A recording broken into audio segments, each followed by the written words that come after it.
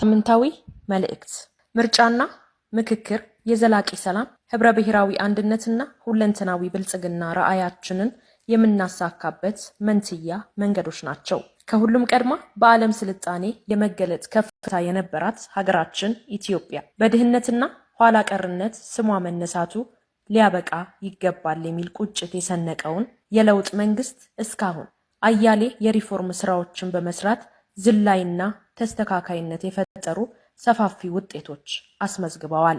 ከነዚህ ሪፎርሞች መካከል ለዘመናት አብሮን የዘለቀና ከፍተኛ ዋጋ ሲያስከፍለን የቆየው የዲሞክራሲ ባህል ስብራታችንን ትርጉም ባለው መልኩ ለመጠገን የተሰራው ስራ ነው። በዚህ ረገድ በህገ መንግስቱ መሰረት በየ5 ዓመቱ የሚካሄደው ጠቅላላ ምርጫ ጊዜውን ጠብቆ እንዲተገበር ከማድረግና የዲሞክራሲ ባህላችን መገንባትና ሀገራዊ ምክክር ማካሄድ የዘለቁ ብስለት ቁርጠኝነትና አሳታፊነትን የሚጠይቁ አያሌ ስራዎች እየተሰሩ ይገኛሉ።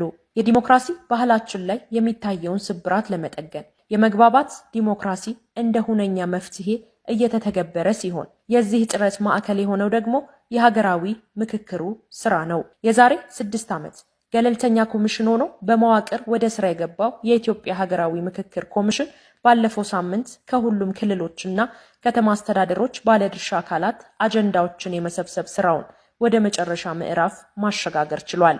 ወደ ኋላ ቀርቶ የቆየውን የትግራይ ክልል ባለድርሻ አካላት አጀንዳ የማሰባሰብ ስራ በክልሉ ለማከናወን የተደረጉ በርካታ ጥረቶች እዛ ባለው ጎታች ኃይል ምክንያት አለመሳካቱን ተከትሎ የክልሉ ተወላጆች በብዛት በሚኖሩበትና የሁሉም ኢትዮጵያውያን የጋራ ቤት በሆነችው አዲስ አበባ ለ3 ቀናት አጀንዳ የማሰባሰብ መድረክ ተካሂዶ በስኬት ተጠናቋል። መድረኩ ከትግራይ ክልል ለዚሁ ሲባል የመጡ ተሳታፊዎችን ያካተተ ከ600 በላይ ባለድርሻ አካላት የተሳተፉበት ሲሆን ሂደቱ እጅግ የላቀ የመግባባትና የለውጥ መሻት የታየበት የትግራይ ህዝብ ፍላጎት በሙሉነት የሚያንጸባርቁ አጀንዳዎች ነጥረው የወጡበት በላቀ የተሳታፊዎች ብስለትና ዲሲፕሊን ታጅቦና በነጻነትና በዲሞክራሲያዊነት ተሞልቶ ተካሂዷል።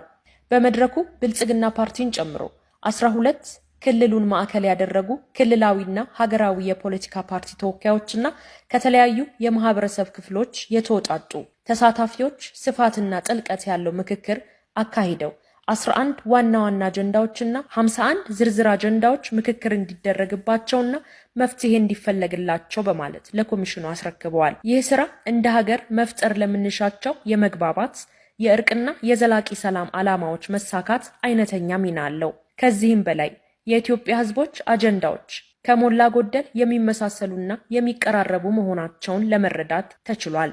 መድረኩ በአዲስ አበባ መካሄዱ የትግራይ ህዝብ እኔ ብቻ አውቅልሃለሁ ከሚለው የማያግባባና ኋላ ቀር አስተሳሰብ የመላቀቅ ሂደት ላይ ተስፋ የፈነጠቀ ሆኖ ታይቷል። የመድረኩ ተሳታፊዎችም አዲስ የለውጥ ምዕራፍ እንዲጀምር ያላቸውን ከፍተኛ ፍላጎት ባሳየ መልኩ በሙሉ ፍላጎት ሲሳተፉና ሲተባበሩም ተስተውለዋል። በአጠቃላይ የሰሞኑ የትግራይ ክልል የባለድርሻ አካላት አጀንዳ የማሰባሰብ መድረክ የምክክር ኮሚሽኑ የዓመታት ጥረት ወደ ወሳኝ ምዕራፍ የደረሰበት ሁሉም አጀንዳዎች በአሳታፊነት እኩልነትና ፍትሃዊነት መሰብሰብ የተቻለበት እንዲሁም መጻኢው ጊዜ አዎንታዊ ሰላም፣ ሀገራዊ መግባባትና ሁለንተናዊ ልማት የሚነክስበት መሆኑን ያለንን ተስፋችንን ከፍ ያደረገ ታሪካዊ ክስተት ሆኖ ተስተውሏል። ይህም እየተሳካ ከሚገኘው ጠቅላላ ምርጫ ጋር በመንትያነት ተደምሮ ሲታይ እንደ ሀገር ምን ያክል ትልቅ ተስፋ እንዳለን በግልጽ የሚያሳይ ነው። ኢትዮጵያ ትመርጣለች፣ ትመክራለችም።